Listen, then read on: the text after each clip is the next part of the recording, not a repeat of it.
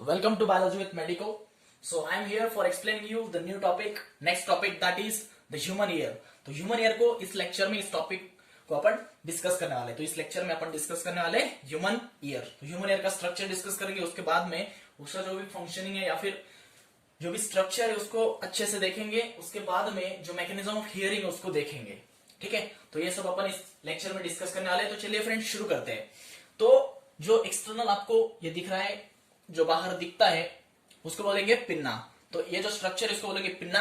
उसके बाद में एक कैनाल प्रेजेंट होती है जिसको बोलते हैं एक्सटर्नल ऑडिटरी कैनाल। ठीक है, और एक्सटर्नल ऑडिटरी कैनाल जहां पर एंड होती है वहां पॉइंट पे एक मेम्ब्रेन प्रेजेंट होती है जिसको बोलते हैं टिम्पैनिक मेम्ब्रेन। ठीक है, इसको ईयर ड्रम भी बोलते हैं अपन। तो ईयर ड्रम के फिर बाद में क्या होता है, ईयर ऑसिकल्स प्रेजेंट होते हैं जो थ्री होते हैं, थ्री ईयर ऑसिकल्स, ईयर के बोन्स होते हैं। तो ये मैलियस, इनकस, स्टेपिस। तो मैलियस, इनकस और स्टेपिस ये थ्री बोन प्रेजेंट होते हैं जिसको बोलते हैं अपन ईयर ऑसिकल्स। तो इसी एरिया में प्रेजेंट होती है यूस्टैचियन ट्यूब, इसको बोलते हैं यूस्टैचियन ट्यूब। उसके बाद में प्रेजेंट होता है कॉक्लिया, और कॉक्लिया को लग के प्रेजेंट होती है कॉक्लियर नर्व। ठीक है, तो ये है कॉक्लियर नर्व, इसको बोलते हैं कॉक्लिया। और जो एक्सटर्नल ऑडिटरी कैनाल होती है या फिर एक्सटर्नल ऑडिटरी मीटर्स भी बोलते हैं इसको, तो इसके ऊपर क्या प्रेजेंट होता है, टेम्पोरल बोन प्रेजेंट होता है। ठीक है, तो ये हो गया स्ट्रक्चर। अभी अपन डिस्कस करेंगे, इसको डिटेल में देखना है अपन को। तो अभी अपन ईयर को डिस्कस करते हैं। ईयर क्या होता है, परफॉर्म करता है sensory functions. The year is a organ which performs the sensory functions. तो सेंसरी फंक्शंस कौन से होंगे, तो हियरिंग एक सेंसरी फंक्शन होता है, और दूसरा जो इंपॉर्टेंट सेंसरी फंक्शन जो ईयर परफॉर्म करता है वो होता है maintenance of the body balance. तो बॉडी का बैलेंस जो होता है उसको मेंटेन करने में भी ईयर जो है वो इंपॉर्टेंट रोल निभाता है। ठीक है, तो डिविजन्स ऑफ ईयर। तो ईयर के डिविजन्स कौन से होते हैं, तो ईयर होता है डिवाइडेड होता है थ्री डिविजन्स में, आउटर ईयर, मिडल ईयर और इनर ईयर। तो आउटर ईयर, मिडल ईयर और इनर ईयर, इन तीन डिविजन्स में ईयर जो होता है डिवाइड होता है। तो एक एक को डिस्कस करते हैं। तो आउटर ईयर क्या होता है, दो डिविजन्स में फिर भी मतलब दो पार्ट से मिलकर बनता है। तो आउटर ईयर क्या, पिन्ना और एक्सटर्नल ऑडिटरी मीटर्स या फिर एक्सटर्नल ऑडिटरी कैनाल, ये दोनों मिलके क्या फॉर्म करते हैं, आउटर ईयर। मतलब इन दोनों को मिलके क्या बोलते हैं अपन, आउटर ईयर बोलते हैं। तो एक्सटर्नल ऑडिटरी कैनाल क्या करती है, पास द वेव्स, जो ईयर के अंदर वेव्स एंटर होते हैं वो किसके थ्रू पास होते हैं, वो एक्सटर्नल ऑडिटरी कैनाल के थ्रू पास होते हैं। और पिन्ना क्या करता है, जो वाइब्रेशंस होते हैं एयर के अंदर या फिर जो वेव्स होते हैं उसको कलेक्ट करने का काम करता है, और कैनाल जो होती है वो क्या करती है, उसके थ्रू पास होने देती है। ठीक है, नेक्स्ट अपन देखते हैं मिडल ईयर। तो मिडल ईयर बना होता है तीन ऑसिकल्स से मिलकर। ऑसिकल्स क्या होते हैं, ईयर ऑसिकल्स मतलब थ्री बोन्स होते हैं जिसको अपन बोलते हैं ईयर ऑसिकल्स। तो थ्री ईयर ऑसिकल्स से मिलकर मिडल ईयर बना होता है। तो थ्री ईयर ऑसिकल होते हैं, उनके नाम होते हैं मैलियस, इनकस, स्टेपिस। तो malleus, incus, stapes three ossicles हो गए जो अरेंज होते हैं चेन लाइक फैशन। तो चेन लाइक फैशन ये मैलियस, इनकस, स्टेपिस जो होते हैं chain like fashion. So next है इनर ईयर जिसको बोलते हैं लैबिरिंथ। ठीक है, तो इनर ईयर डिवाइडेड होता है टू पार्ट्स में, बोनी लैबिरिंथ और मेम्ब्रेनस लैबिरिंथ। तो मेम्ब्रेनस लैबिरिंथ के अंदर जो होता है वो एंडोलिम्फ, ये जो फ्लूइड प्रेजेंट होता है मेम्ब्रेनस लैबिरिंथ के अंदर जिसको बोलते हैं एंडोलिम्फ। जो कॉइल्ड पोर्शन होता है लैबिरिंथ का, मतलब इनर ईयर का जो कॉइल्ड पोर्शन होता है उसको बोलते हैं कॉक्लिया। ठीक है, देन ईयर ऑसिकल्स, जो ईयर ऑसिकल्स हमने देखे उसमें एक इंपॉर्टेंट पॉइंट था, increase year efficiency of the sound waves, sorry increase the efficiency of the sound waves. Ear ossicles क्या करते हैं, साउंड वेव्स की एफिशिएंसी को इंक्रीज करते हैं। बाद में जो पिन्ना देखा तो उसकी स्किन होती है उसके ऊपर होते हैं फाइन हेयर्स, कुछ हेयर्स प्रेजेंट होते हैं और वैक्स सिक्रेटिंग ग्लैंड्स प्रेजेंट होते हैं। ठीक है, तो ये थे पिन्ना और ईयर ऑसिकल्स। उसके बाद में देखना है टिम्पैनिक मेम्ब्रेन। जो भी टिम्पैनिक मेम्ब्रेन होती है मतलब जो ईयर ड्रम होता है अपना, वो कैसा होता है, आउटसाइड से उसके ऊपर कनेक्टिव टिश्यू की लेयर होती है जो कनेक्टिव टिश्यू से कवर्ड होती है, मतलब विथ स्किन। तो स्किन और कनेक्टिव टिश्यू उससे कवर्ड होते हैं आउटसाइड से जो टिम्पैनिक मेम्ब्रेन होती है वो, और अंदर से मतलब इनसाइड से जो टिम्पैनिक मेम्ब्रेन होती है वो म्यूकस मेम्ब्रेन से कवर्ड होती है। ठीक है, म्यूकस मेम्ब्रेन प्रेजेंट होता है। तो ये थे टिम्पैनिक मेम्ब्रेन। उसके बाद यूस्टैचियन ट्यूब प्रेजेंट थे, अपने उसका स्ट्रक्चर देखा था। ठीक है, तो यूस्टैचियन ट्यूब जो होता है वो क्या करता है, connect middle ear cavity to pharynx.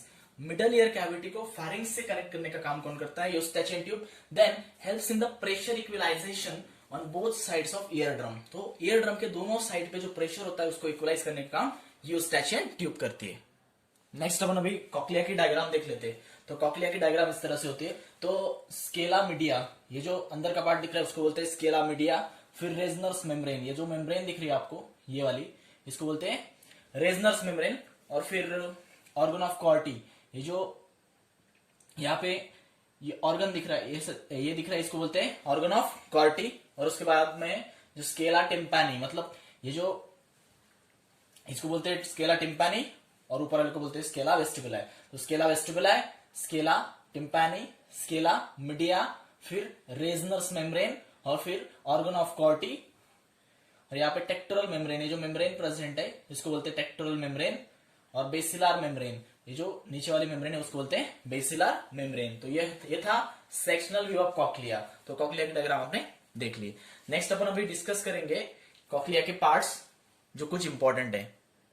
So next अपने को देखना है ऑर्गन ऑफ कॉर्टी, जो लोकेटेड होता है बेसिलार मेम्ब्रेन के ऊपर, जो हमने डायग्राम में देखा है। ठीक है, वो बेसिलार मेम्ब्रेन क्या कंटेन करता है? हेयर सेल्स जो प्रेजेंट होते हैं रोज में, और वो एक्ट करते हैं ऑडिटरी रिसेप्टर्स की तरह। ठीक है, नेक्स्ट है वेस्टिबुलर एपरेटस। वेस्टिबुलर एपरेटस क्या है, कहां पर प्रेजेंट होता है? कॉक्लिया के ऊपर। तो कॉक्लिया के ऊपर प्रेजेंट होता है वेस्टिबुलर एपरेटस, और वो किससे मिलकर बना होता है? 3 सेमी सर्कुलर कैनाल्स और ओटोलिथ से मिलकर। नेक्स्ट जो लास्ट टॉपिक अपन को देखना है वो है मैकेनिज्म ऑफ हियरिंग। तो मैकेनिज्म ऑफ हियरिंग कैसे होता है, मतलब हम सुन कैसे पाते हैं, वो जो मैकेनिज्म होता है वो अभी अपन देखेंगे। तो साउंड वेव जो होते हैं एंटर करते हैं एक्सटर्नल ईयर के अंदर। साउंड वेव होते हैं वो एक्सटर्नल ईयर मतलब पिन्ना के अंदर एंटर करते हैं। ठीक है, तो फिर अंदर जाने के बाद ईयर ड्रम, पिन्ना के थ्रू अंदर जाने के बाद ईयर ड्रम से टकराते हैं। ईयर ड्रम वाइब्रेट होता है। फिर क्या होता है? ईयर ड्रम वाइब्रेट होने के बाद just after the ear drum क्या होता है? ईयर ऑसिकल्स प्रेजेंट होते हैं, मैलियस, इनकस, स्टेपिस। तो ईयर ड्रम से अटैच होता है मैलियस, फिर मैलियस से अटैच होता है इनकस, और इनकस फिर ईयर ऑसिकल्स, सॉरी इनकस जो होता है वो ओवल विंडो ऑफ कॉक्लिया से अटैच होता है। तो ओवल विंडो ऑफ कॉक्लिया तक वो वेव जो होते हैं ट्रांसफर होते हैं। फिर वो जो वेव्स होते हैं वो कॉक्लिया के फ्लूइड में इंटर करते हैं। ठीक है, इंटर करने के बाद वेव्स थ्रू फ्लूइड, तो फ्लूइड के थ्रू वेव्स जाने लगते हैं। फिर क्या होता है, जो बेसिलार मेम्ब्रेन हमने देखा डायग्राम में, तो उसको रिपेल करने लगते हैं, सॉरी रिपल्स फॉर्म हो जाते हैं बेसिलार मेम्ब्रेन के। उस रिपल्स की वजह से क्या होता है, जो बेसिलार मेम्ब्रेन पे हेयर सेल्स होते हैं वो क्या होते हैं? बेंड हो जाते हैं, टेक्टोरल मेम्ब्रेन्स के अगेंस्ट काम करने लगते हैं। ठीक है, तो इसकी वजह से क्या होता है? नर्व इंपल्स जनरेट होते हैं। ठीक है, तो नर्व इंपल्स जनरेट हुए हैं, और वो नर्व इंपल्स जो होते हैं वो ट्रांसपोर्ट होते हैं, ट्रांसपोर्टेड बाय एफेरेंट फाइबर्स। तो एफेरेंट फाइबर्स उनको ट्रांसपोर्ट करते हैं, किसके थ्रू? ऑडिटरी नर्व्स के थ्रू। तो एफेरेंट फाइबर्स ऑडिटरी नर्व्स के थ्रू वो जो नर्व इंपल्स जनरेट हुए उनको ट्रांसपोर्ट करते हैं। और वो कहां पर जाते हैं? ऑडिटरी कॉर्टेक्स ऑफ ब्रेन, जो ब्रेन का पार्ट है ऑडिटरी कॉर्टेक्स, वहां पर वो जो ट्रांसपोर्टेड मतलब नर्व इंपल्स होते हैं जनरेट हुए, वो ऑडिटरी कॉर्टेक्स ऑफ ब्रेन पे जाते हैं। और वहां क्या होता है? इंपल्स जो होता है एनालाइज करा जाता है, और जो साउंड है, जो वेव आई हुई है साउंड वेव, उसको रिकॉग्नाइज किया जाता है। ठीक है, तो ये था मैकेनिज्म ऑफ हियरिंग। सो यहीं पे खत्म करते हैं अपन। तो ये था ईयर। आप अभी इसको देखिए और एनसीईआरटी देखेंगे, आपका टॉपिक बहुत अच्छे से क्लियर होगा। So thank you friends, like कीजिएगा, शेयर कीजिएगा और सब्सक्राइब करना मत भूलिएगा।